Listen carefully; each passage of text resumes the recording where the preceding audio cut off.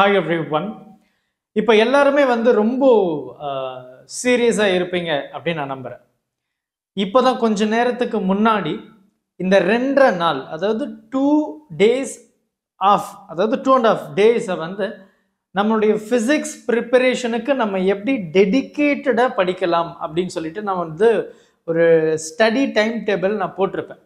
அதில் வந்து கிட்டத்தட்ட 13 ஹவர் வந்து ரிவிஷனுக்காகவும் 8 மணி நேரம் சாலிடாக தூங்குற மாதிரியும் நான் வந்து கொடுத்துருக்கேன். இடையில 8 மணி நேரம் பிரேக்கும் கொடுத்துருக்கேன். அப்போ ரொம்ப கம்மியான டைமில் நம்ம 10 சாப்டரை படிக்க போகிறோம். ஃபேண்டாஸ்டிக்கான ஸ்டடி ஸ்கெடியூல், அதை பார்த்துக்கோங்க. இப்போ இந்த வீடியோவில் நம்ம என்ன பேச போகிறோம் அப்படின்றது உங்களுக்கு டைட்டிலை பார்த்தாவே ரொம்ப தெளிவாக தெரிஞ்சிருக்கும். நீங்கள் சென்டமுக்கு ப்ரிப்பேர் பண்ணக்கூடிய ஸ்டூடெண்ட்ஸாக இருந்தாலும் சரிங்க, இப்போ நான் சொல்லக்கூடிய இந்த ஆன்சர்ஸை வந்து 100% ஸ்கிப் பண்ணாமல் கட்டாயம் நீங்கள் படிச்சாகணும்.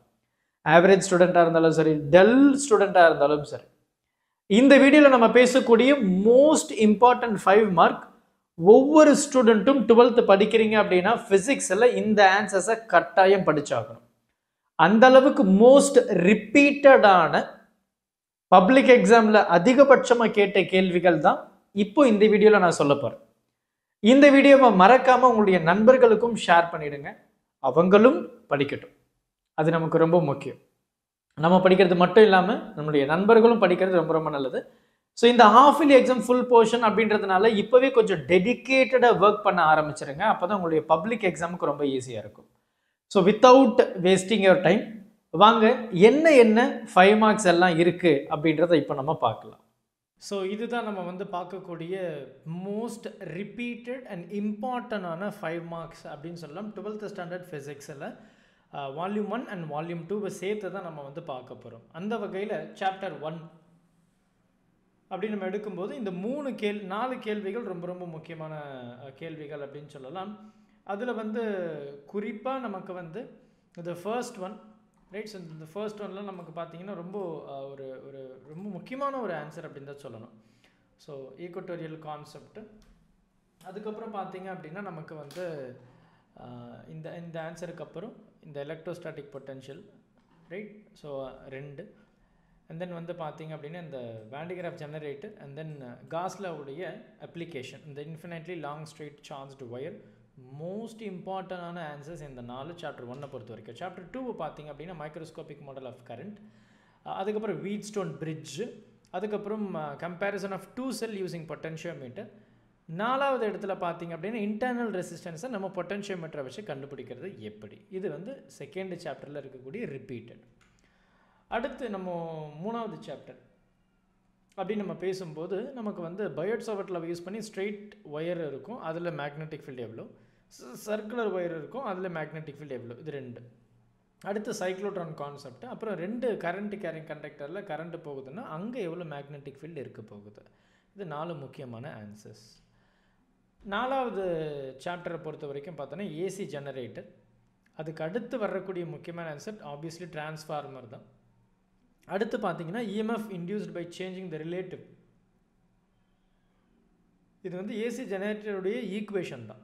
ஸோ அது எப்படி கொண்டு வந்தாங்க, 0 டிகிரி எவ்வளோ இருக்கும், 90 எவ்வளோ இருக்கும், 180 எவ்வளோ இருக்கும், 270 எவ்வளோ இருக்கும், 360 எவ்வளோ இருக்கும் அப்படின்னு சொல்லிட்டு. அடுத்து 4வது கேள்வி பார்த்தீங்கன்னா இந்த phase angle between which mean RLC circuit, RLC in series. So first generator, அடுத்து டிரான்ஸ்ஃபார்மர், அடுத்து ஓரியன்டேஷன் ஆஃப் த காயில், 4வது இடத்துல ஆர்எல்சி சர்க்கியூட். 5வது சாப்டரை பொறுத்த வரைக்கும் பார்த்தீங்கன்னா எமிஷன் அண்ட் அப்சார்ப்ஷன் ஸ்பெக்ட்ரா. அது 3 மார்க்கு தான், சும்மா 5 மார்க்கில் நான் ஆட் பண்ணியிருக்கேன். மேக்ஸ்வெல் மாடிஃபிகேஷன், ஆம்பியர் சர்க்கியூட் எல்லாம் இது பெரும்பாலும் நமக்கு 3 mark. Most important 5 mark. Integral equation. அடுத்த ப்ராப்பர்ட்டிஸ் ஆஃப் எலக்ட்ரோமேக்னெட்டிக் வேவ்ஸ், அது 3 மார்க். அப்போ இந்த சாப்டர் பொறுத்த வரைக்கும் ஒரு 5 மார்க் தான் இருக்குது அப்படின்னு சொல்லலாம். இந்த 6வது சாப்டர் அப்படின்னு சொல்லும்போது நான் ஆப்டிக்ஸ்னு மொத்தமாக எடுத்திருக்கிறேன். ரே ஆப்டிக்ஸும் சேர்த்து வேவ் ஆப்டிக்ஸும் சேர்த்து சொல்லியிருக்கேன். அதில் குறிப்பாக ஃபஸ்ட்டு ஆன்சர் அப்படின்னு சொல்லும்போது Fizeau method, lens maker formula, mirror equation. நல்லா கவனி, இதில் மிரர் ஈக்குவேஷன் நான் மென்ஷன் பண்ணல, you have to learn. Fizeau, mirror, lens, அது ரே ஆப்டிக்ஸை பொறுத்த வரைக்கும். வேவ் ஆப்டிக்ஸை பொறுத்த வரைக்கும் பார்த்தோன்னா சிங்கிள், டபுள், காம்பவுண்ட் மைக்ரோஸ்கோப், அவ்வளோதான். 3 ஆன்சரு ஒவ்வொரு சாப்டர்லேருந்து. 7வது சாப்டரில் Einstein photo electric equation, electron microscope, Davisson Germer. இந்த 3 தாண்டி எந்த கேள்வியும் கேட்க வாய்ப்பே கிடையாது. 8th சாப்டரில் பார்த்தோன்னா ஹைட்ரஜன் ஸ்பெக்ட்ரல் சீரீஸு, அதுக்கப்புறம் ரேடியோ ஆக்டிவிட்டி, லா ஆஃப், அடுத்து நியூக்ளியர் ரியாக்டர், அப்புறம் energy of an hydrogen atom. இந்த 4 ரொம்ப முக்கியம். அதில் குறிப்பாக law of radio activity, hydrogen spectral series, 3வது அந்த நியூக்ளியர் ரியாக்டர், 4வது energy of the electron 13.6/n² வரும் மைனஸ்.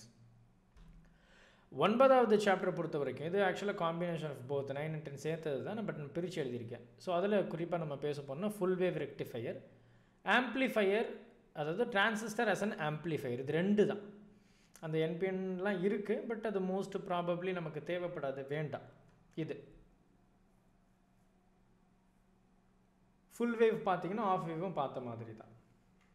10th ஆக்சுவலாக இது கம்பைன்டு, பட் இங்கே நான் செப்பரேட்டாக சொல்லியிருக்கேன். அதில் modulation and then types of modulation, அந்த நெசசரி டயக்ராம்ஸு. அதுக்கப்புறம் இந்த 2வது ஆன்சர் பாருங்களேன், basic elements of communication system with necessary block diagram.